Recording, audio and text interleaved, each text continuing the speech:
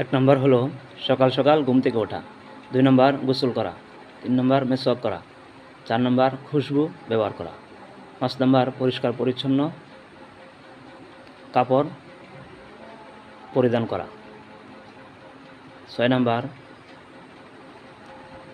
ফজরের নামাজ জামাতের সাথে আদায় করা, 7 নম্বর ঈদুল আজহার দিনে সকাল সকাল ঈদগাহে চলে যাওয়া, 8 নম্বর ঈদুল আজহার নামাজ ঈদের মাঠে আদায় করা, বিনা উজুরে বিনা কারণে মসজিদে না পড়া, 9 নম্বর শরীয়তের সীমায় সাজসজ্জা করা, শরীয়ত যতটুকু সাজসজ্জা অনুমোদন দিয়েছে ততটুকুই সাজসজ্জা করা।